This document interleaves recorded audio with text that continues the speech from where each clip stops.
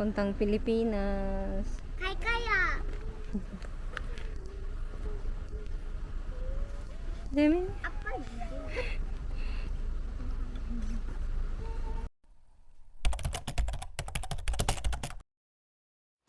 So, ito na, nasa Busan International Airport na kami, guys. So, waiting kami. Mag-check-in pa lang. So, marami silang hinahanap. Pag-check-in, kailangan ng i-travel at saka vaccine.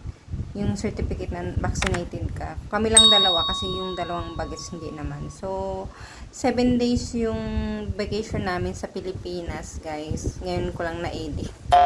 Sorry naman. So, ayan. While waiting sa tatay nila kasi nasa duty free, may binibiling wine. So, andito kami sa labas. Ito namang si Jemmy, no? Ayan, no? Excited yan. Pero grabe, yung eksena niya. Ang likot-likot. Hindi mo talaga siya maawat. So, hinayaan ko na lang. Kaya, ayan. Panay ang ng bagahe namin. Napakakulit. Ang nahirapan ako, unang nahirapan ako kay Jemin kasi hindi ako makapag-video dahil sa kanya kasi need ko siyang sundan-sundan tas tumatakbo. Syempre madaming tao kaya baka mawala. Kaya ganyan, ang hirap mag-video, ang hirap mag-vlog. So, pagtisan nyo na lang yung kuha kung ano-ano na lang.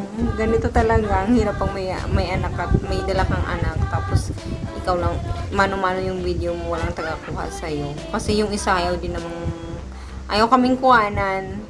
Ayaw nga sumama sa vlog namin eh. May unti-unti lang akong video na nakasasali siya, kaya hindi niya alam. So, ayan, while waiting kami for nakalabas na kami ng immigration. So, waiting kami sa flight namin.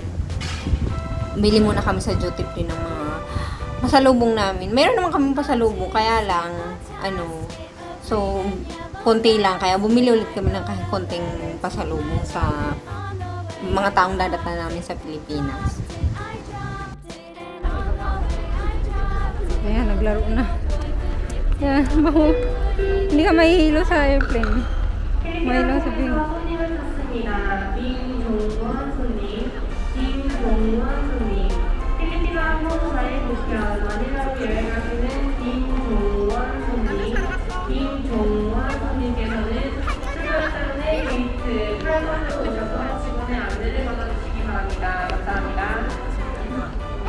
Hilong-hilo talaga.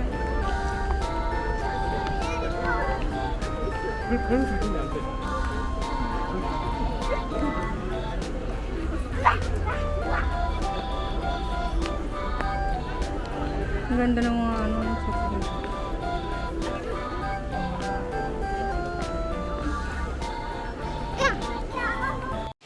waiting kami sa flight namin. So, malapit na yung pag-alis namin itong time na to. Ayan, nakaantabay lang kami. Naantay na lang namin kung kailan kami papapasukin sa airplane. So, excited na yung dalawa. Si Jemin, first time niya makasakay ng plane. Si Mina naman is second time. Pero kasi nung umuwi kami, nung maliit pa si Mina nun, so kaya ngayon niya lang naiintindihan din. So, excited din siya ngayon. Kasi parang first time niya pa rin makasakay. Ano pa kasi siya, 3 years old ata siya, nakauwi kami ng Pilipinas. Si Jamie nung time na yun, wala pa yun. Ngayon, super likot. Excited na excited si Jamie. Hindi talaga yan natulog. Mamaya, may mga kuha din naman ako sa plane. Makikita nyo din naman na super excited si Jamie. Hindi natutulog. Paano yan? Mamaya makikita nyo sa mga, sa mga video ko. So, malala lang kayo guys. So, marami kaming kasabayan sa plane. Halo-halo na may Koreans, may ibang ingay ng airplane, kaya tinanggalan ko na lang ng namin voice namin. So, i-voice over ko na lang. So, ayan si Mina, busy sa kakakuha ng video sa labas. Hindi pa kami nakakaalis. Ayan, paalis pa lang. So, si Jamie naman, busy sa... First time niya kasing makasakay ng plane. So, naninibago siya sa seatbelt. Pero parang sa sasakyan lang din naman na seatbelt yan eh. So, kaming tatlo sa area na to. Yung papa nila sa kabila kasi Hindi po, 3 seat lang yung sa ano, diba, sa Philippine Airlines. So, ayan sila, busy silang dalawa, nagbabasa sila ng guide. Parang naiintindihan naman. Pero sa bagay may ano naman kasi, may naka-Korean naman kasi na ano, nakasulat dyan. So, si Mina marunong na yung magbasa. So, maiintindihan niya. So, ayan, while waiting para paalis. Panay naman ang video ni Mina sa ano, camera niya. Tahimik na tahimik si Jemmy, naninibago. So, paalis pa lang kami. Ayan na. Ayan. Hindi pa nakakaalis. Ang tagal magpaano pati. Ang tagal ng ano. Tapos ang ingay sa loob ng plane. Kung nakasakay kayo ng airplane, maintindihan nyo, kaya tinanggalan ko talaga siya ng ano, ng sound, ng bino-voice over ko na lang kasi ang ingay-ingay. So ayan, waiting pa rin. Dahil parang first time pa rin naman ni Mina kasi ngayon niya lang naiintindihan. Malit pa kasi siya nung inuwi namin. So, ayan, hinahayaan ko lang siya. Panay ang video, panay ang selfie at panay ang kuha ng ano, ng picture sa labas. So, waiting pa rin. Kasi ano, maaga kami nakapasok sa plane. So, waiting pa rin. Inaayos pa yung mga gamit. Gabi yung flight namin, mga 8 o'clock. So, ang dating namin sa Pilipinas is 4 hours lang naman. Siguro mga 12 kami naka-land sa Pilipinas dito kasi parang bagyo nung dumating kami ng Pilipinas. So, nung time na to talaga parang natakot kami sa loob ng plane. Kasi yung ano niya, yung ano ba tawag doon? Basta nakakatakot. Bigla-bigla na lang mag-shake yung may tawag no, nakalimutan ko ano ba yan. So, kaya ayun, natakot talaga. Pati si Mina natakot din kasi nag-CR kami dun sa ano. Tapos naabutan kami ng biglang hindi pwedeng tumayo. Tapos kailangan naka-seatbelt ka. So, hindi kami pwedeng lumabas ng ano, ng CR. So, nagantay pa kami hanggang sa matapos yung mag-shake ng plane. May tawag no, nakalimutan ko. Ano ba yun? So, nakakatakot. Bagyo kasi nung time na umuwi kami ng Pilipinas. So, as in yung 7 days namin. So, makikita nyo sa mga video ko. Pero madami pa rin naman akong na-vlog. So, makikita nyo sa next vlog ko yung mga ano, kaganapan namin nung umuwi kami ng Pilipinas. As usual, umuulan kaya. So, sa ano lang kami, sa mall. Hindi kami gusto ko sana silang ipasyal sa Intramuros. Madami akong mga gustong puntahan. Kaya lang, nung 7 days na yun is always, everyday umuulan. So, ang ginawa namin yung swimming na lang nag-swimming. Tapos, may mga video, marami naman akong nagawang vlog. Siguro mga 4 or 5 vlogs pa yung nagawa ko doon sa Pilipinas. So, madami-dami pa kayong aabangan. So, hindi pa nakakaalis yung Ito na, nasa taas na kami. So, sabi ko kay Mina, kuhanan mo nga ng video. ito yung resulta ng kuha niya. Ilaw lang yung nakikita. Tawan-tawa ako. Kala ko may nakukuha siya. Kasi, pag gabi, makikita mo naman yung yung sa baba.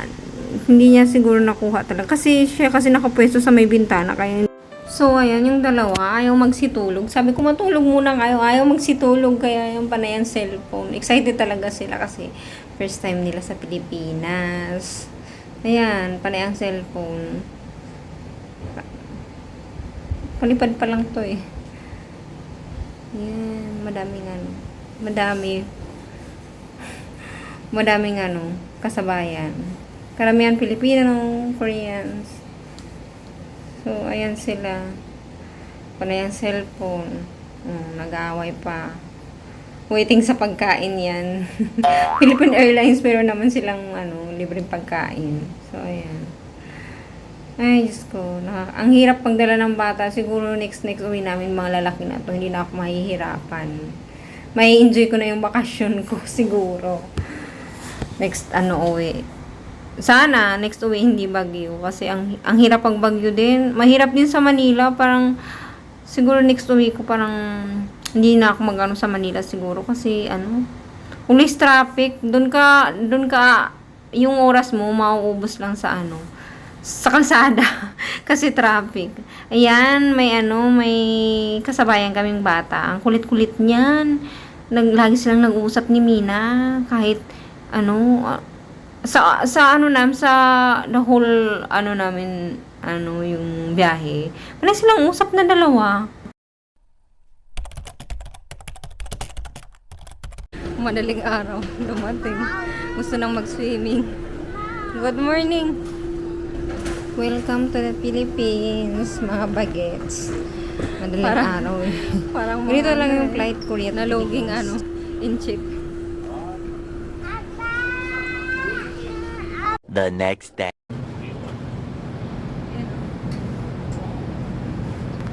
Hindi ka lumabas. Picture lang. Ha?